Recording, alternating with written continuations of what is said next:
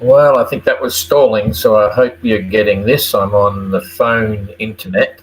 We've got internet challenges here, and I'm hoping it's running. I think the logo's still stalling. But anyway, we're here. Obviously, everyone's in for the Transat, but we have two boats sailing down from America. We've got Josh from Skookum. I think that's right. Yeah, Skookum. And Sun Bear with Eric, Australian guy, sailing down from America as well. And I just want to explain what's happening. I mean, it's a bit of an epic.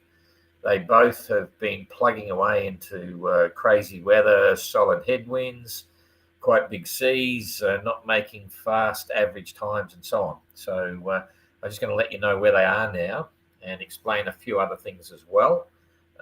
I'll wait till a few people. I'll just keep going because this will be a replay situation to get all the bits.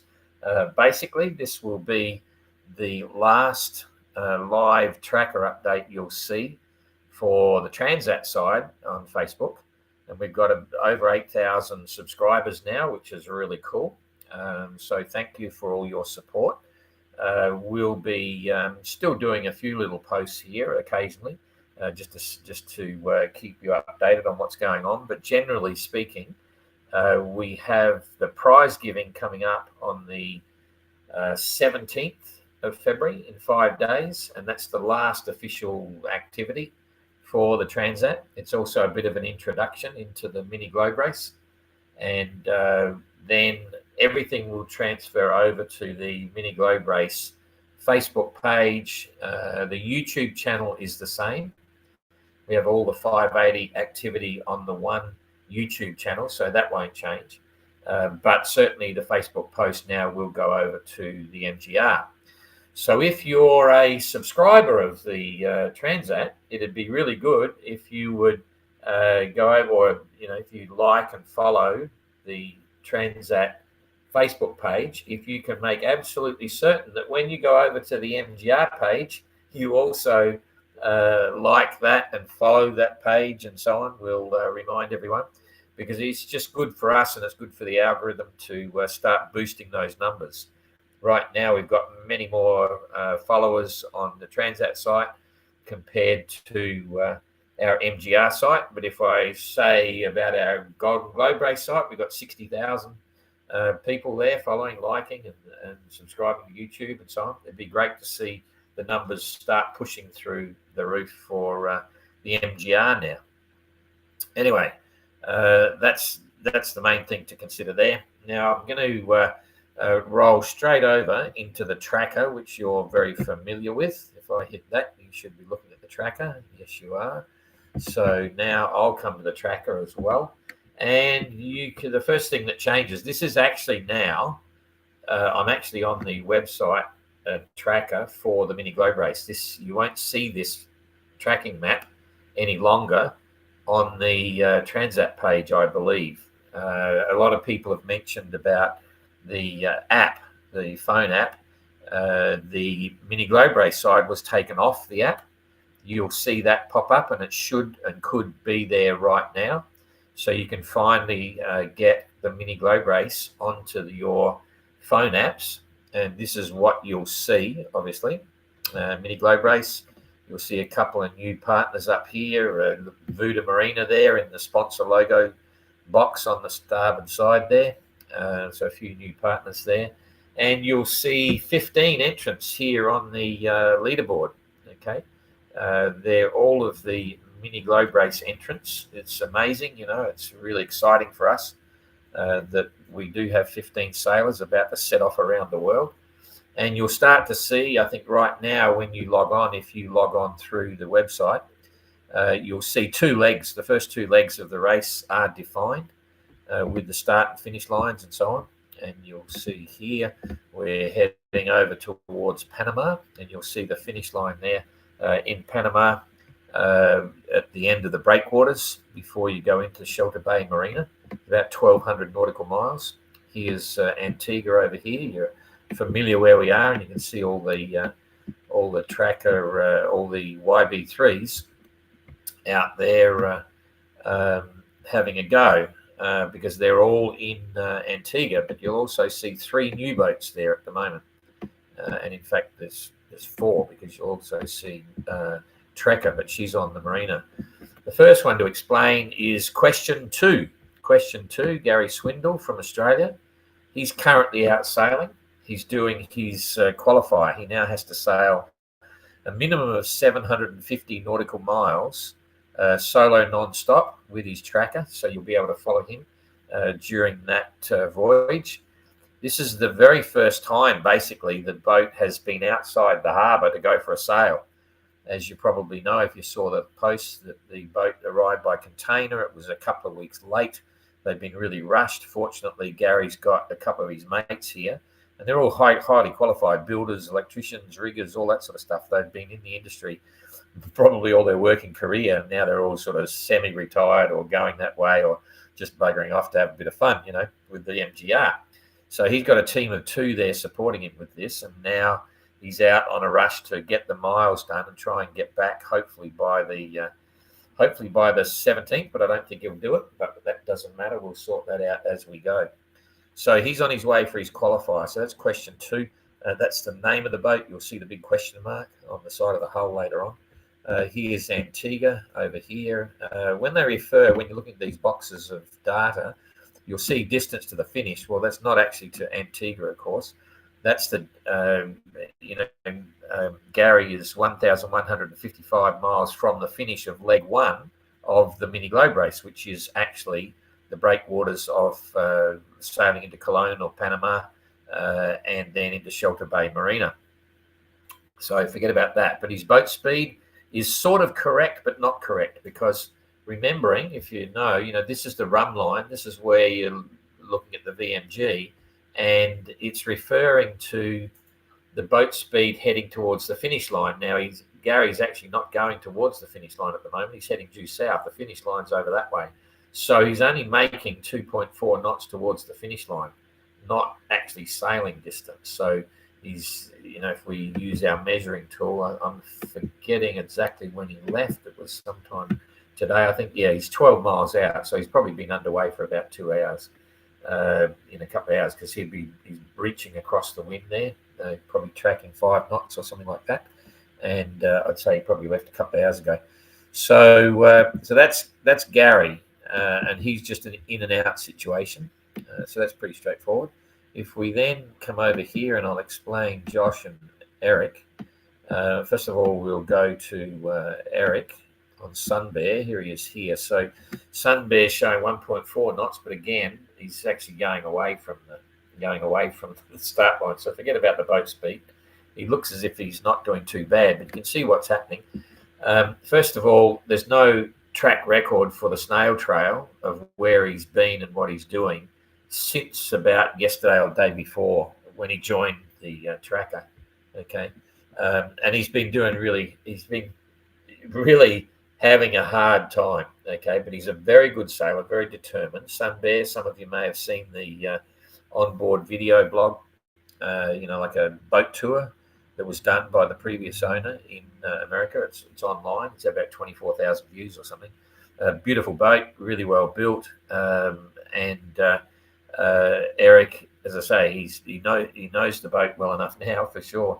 But he's been underway since I think about the 26th of January. Now I'll show you where he's been from and how this has been pretty ugly, the whole deal. Okay, so I'll tell you where he left from. He left from Cape Canaveral, which I think is around about there. Okay, and here he is here. So he's only, if you say direct line, he's only travelled about 1,100 miles. Okay, and if we pull that through to Antigua, the total course to Antigua is only about 1,300 miles.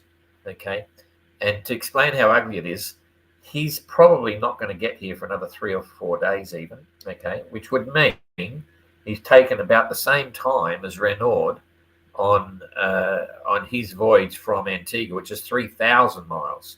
So while Renaud would have travelled 3,000 miles, in that same time frame at sea, Eric will have travelled about 1,300 miles totally from port to port. But to get here, I mean, he had huge headwinds. He was fluffing around up here, and then it turned okay, and he got a bit underway, and then he came down through the gap here, and then he's been slugging to windward all the way. And so that's Eric's story. It's a bit ugly, and I'm sure he's looking forward to getting in. So distance to the finish now, I worked it out before, he's about 200 miles. 200 miles as the crow flies. That's an Australian slang term. About 200 miles back from here, which normally you'd think, okay, it's going to take 2 days. But because he's got to tack, he's got to tack down here and tack back up there and tack down again and back again. He's probably going to have to sail about 350 miles, and he won't be going that fast. So it's at least another 3 days, I reckon. It's the 12th today. So I reckon he'll be 12, 13, 14, 15, probably sometime on the 16th he should arrive. But let's wait and see. And I'll explain the weather. In fact, I'll do the weather. Oh, that's not today's weather. We'll just come back to today's weather. So that's today's weather. And Josh is a bit in this as well, because Josh is up here. I'll go through his track in a minute. But you can see, here's the wind. You all know what this colour means if you've been watching it. That means you're getting, 28 gusting 30, probably 3 metre seas. And instead of going the opposite way to the west, when everyone's hooting along at 130 miles a day, or 140 miles a day, these guys are, Sun Bear is having to smash to windward. Okay, and I would say he's easily got 3 metre seas here, probably even higher. So the boat's getting really hammered. The skipper's getting really worn down, and there's no let up at all. And in Josh's situation, you can see he's already done a little tack there. He's already tacked across because he's coming down and he doesn't want to lose his easting, and he's hoping it swings. But the reality is he needs to get down here as quick as he can because the wind's going to swing from the sort of east-northeast in this direction. In 3 days or so, it's going to start swinging around to the east of east of southeast in this direction, which is even more on the nose. So he might not know that yet.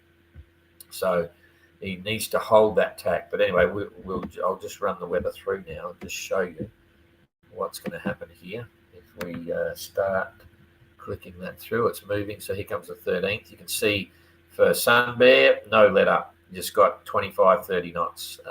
And Josh, not too bad. He's got 15 to 20. Could even be a little bit less in the real green stuff, but it's starting to build.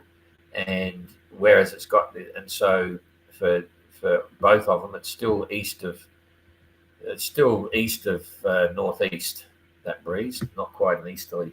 So there's the first couple of days. Sun Bear would still be at sea at this time on the 14th, and might start to get a bit of a let up. So late on the 14th, there's a bit of a let up. For Josh, it's not bad. He should be barreling down as quick as he can here now, because this will be 15 knots on the beam, really quick. He's about 300 miles away, and he could, with this sort of weather here, he could crack 120 miles a day in a day. So that knocks out a big part of it. So the 14th doesn't look too bad. Josh could get in by the 14th or 15th, or about the same time as Eric.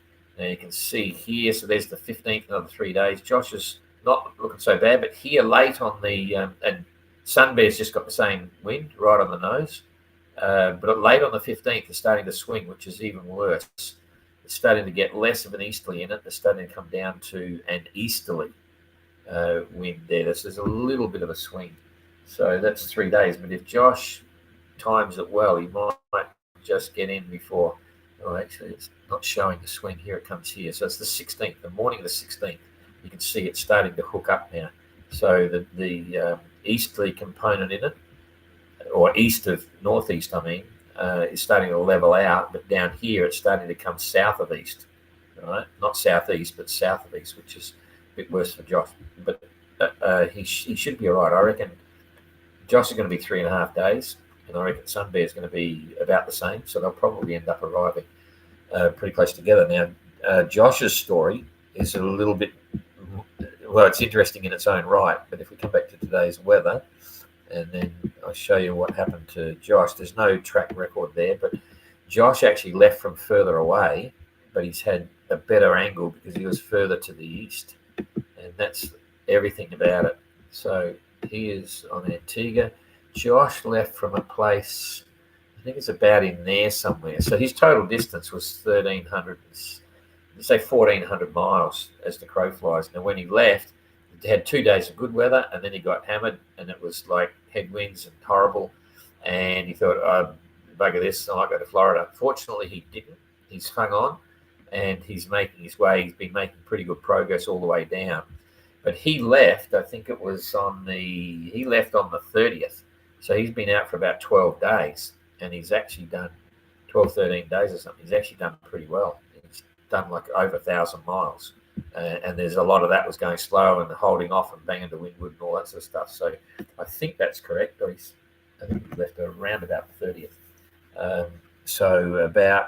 But he's travelling a bit further distance, maybe just a little bit. So there you have it. Normally, when you do this track, when Sun Bear left, it was pretty hard because he was, sort of already coming on a bad angle. But normally, the idea is anytime you get these headwinds, you just ride them on the beam and head straight out here to the east and get out as far as you can. And as soon as you get an angle, just start boring down, because historically, once you get 25 south, and this is 25 south here, you can be guaranteed you're going to be part of those trade winds that you see as you're coming across from Rubicon Marina in the Canaries. You just ride the trade winds across, and they all, this season were classic. They all cut in, or they drop out at about 25 degrees south. So if you leave Florida, or if you leave, further up here, and you get headwinds, rather than try and sit there, the idea with those headwinds is just keep it on starboard tack. Even if you're going northeast, it doesn't matter. Get right out here somewhere. At least you're sailing and moving, and when you get there, you can ride straight down the trades and get to Antigua. So that's the normal passage plan route. But they both decided to sort of pretty much kick the can and go as best they can and follow the variable weather, because it has been varying a lot in here. Anyway, that's the short story for Josh and Skookum and the ongoing MGR that's coming up. So a reminder there that we won't be coming up again on the Transat site. Okay, and there's some great stuff happening here. Hang on, I'm going to put me back on the screen here. Why am I not coming up here? I can't. Yeah, it's still slow. Some good stuff happening. Everyone's enjoying life right now. In the back of their mind, they have hanging in the back of their mind the things they've got to do to the MGR. But you go through this wind down period where you don't, when you first get back, you don't want to know about the boat. You just let up to me, and I can see it with the others. You get off.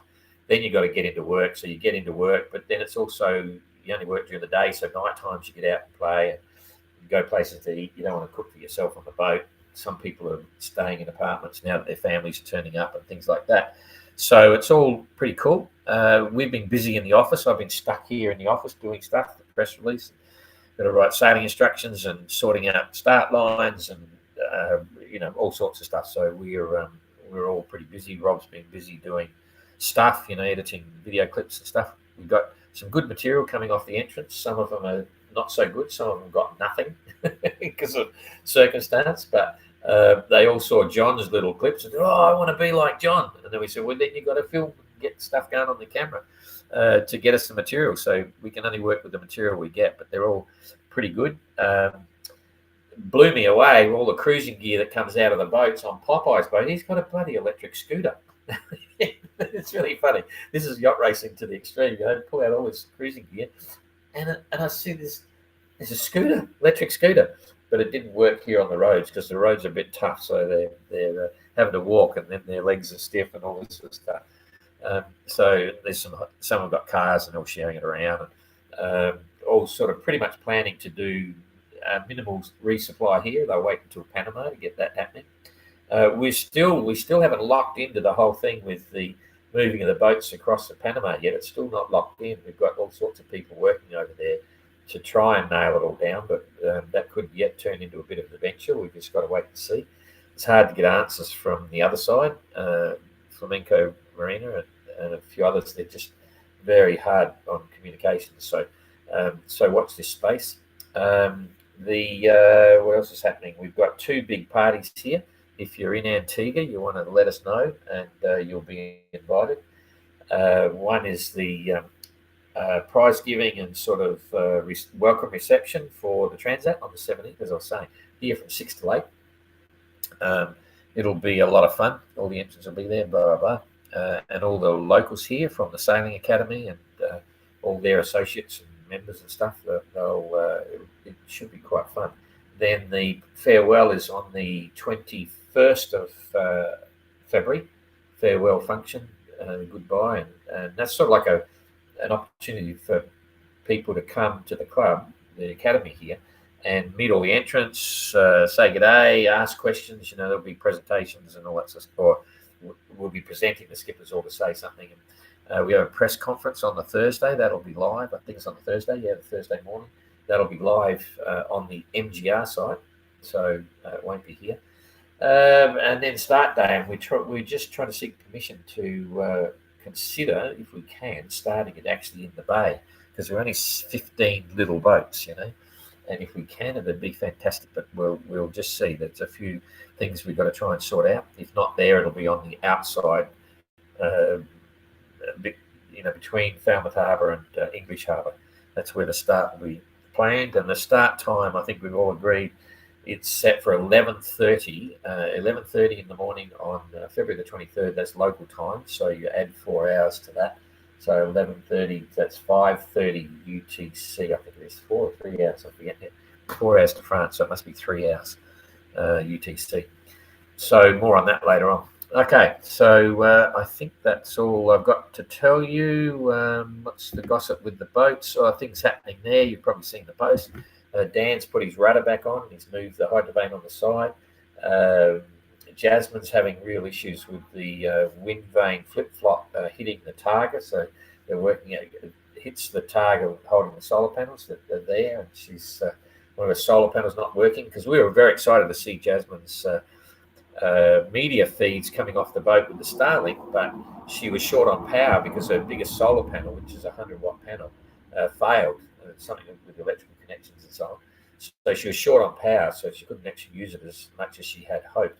And Urton will have a Starlink on board. And I've got to say now, having seen all this going on, if I was on the Mini, I would absolutely think, Mini 580, I'd absolutely think the Starlink's the way to go. It's we use Starlink ourselves, usually, but our area was trapped in the car in Portugal. Oh, by the way, if you're following it, the car finally got fixed today. It's finally finished today. So we've got to go and sort that out later. Anyway, so that's good news. And what else? Adam's fixed up his bowsprit.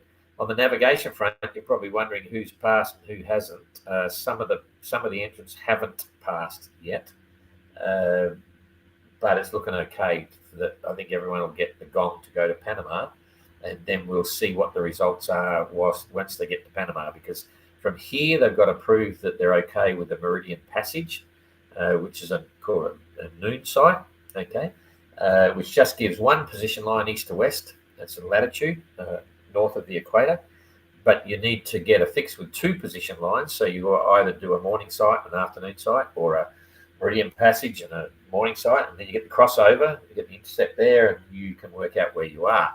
They need to be able to do that by Panama. So for now, they can leave with just a Meridian Passage knowledge, but after that, it gets very tricky. So Panama is going to be quite hectic, and most of them are going to buy all their big supply of food that they need in Panama rather than here, much more choice and so on. And what else is happening? That's about all. Yeah, so I'll check your questions here, and then we can... so remember, when you go over to the other side, if you can just try and... Oops. If you can just try to like and I can't slide it up. I'm going to miss the first few people on here. Anyway, if you can just remember to like and follow the MGR Facebook page. So YouTube's the same. Greetings from the YouTube bubble. G'day, Stern. Christine. Oh, g'day, Christine. The waterfront in English Harbour. Oh, is that where you're staying? I get it. Rightio. Everyone knows now they'll come and bomb you. Main thing is all are alive and kicking. Absolutely. Yeah, it's quite a tough trip for the guys coming down. I'm not sure they're going to have some stories. So Jan must be around the corner with his 4-metre Balcon, which is in no way a match. No, I know. Yeah, I haven't been following him for a while because I've been so busy, but I felt like I had to mention his second circumnavigation in that tiny boat. I often follow. His story is fantastic. It's a little 4 meter boat, quite an epic guy on his second circumnavigation, but going a different route. And I know he's in the Caribbean somewhere, but I better check and see if he is getting close. I'd love to meet him. He knows that, back in the day, a long time ago, he would have seen that we're there because he's like some of the stuff that we're doing with the 580. And he's quite often watching all that, and he gives us a bit of a hoo-ha, and vice versa. So I'll check to see where he is. Where's Josh going? Josh is coming here. He's on his way to Antigua. He doesn't want to stop. They're both already qualified, by the way. They only had to do 750 miles solo non-stop, which they've already done. And so now if they stop somewhere, it doesn't matter. They're qualified. They've just got to keep coming. But I'm certain that Eric is making it direct non-stop. So he's got plenty of experience on the boat. He won't believe it when he can turn around and go with the trades. And Josh is the same. I'm very impressed with both of them. I think they will have learned a lot about their boats and a lot about themselves, and will be dreaming about hooking into the trade winds and heading west. Jeepers. The track looks so strange. Oh, yeah, that's because maybe you're not saying it, but storing there, when the wind is blowing from dead ahead, you can't just push the boat into the wind. You've got to tack this way, that way, this way, that way. And if it's a weather system, then they might make a course consideration to go a long way in an indirect way, ready to come back the other way. So you'll still see those strange courses with tacking into the wind. This is awesome, Tiny, but can't sail the whole planet around. You have to be tough, though, right? Yeah, absolutely. They're great little boats. This is what they're designed to do, and they can do it. Beating is not the best course, I think, for the hull form. Obviously. I mean, the design of every boat is different. But what I will say is the boats go to windward. So it's not going to race to windward, but it is a very competent boat to windward. And I say that in the context that it's only a small boat. So if you've got a small boat, you can't start slamming and pushing into the seas because you just don't have the power, you don't have the drive, and so on.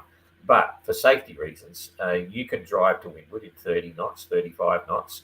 You won't be tacking through 35 degrees each way, or 70 degrees, but it's very safe. The boats are actually, you snug them down with the storm jib. Even with the storm jib by itself, you can push to windward. Okay, so they are competent ocean-going vessels that are quite safe, able to claw off a lee shore, all that sort of stuff. But yes, they're not going to be like Windward Passage, 70-footer powering to windward with all the guys sitting on the rail.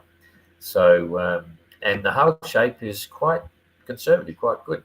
It's not a problem. A lot better than a scow. If you go and do the trade winds, scow's good, but that way. But if you got to turn around and go the other way, no, 580 is good.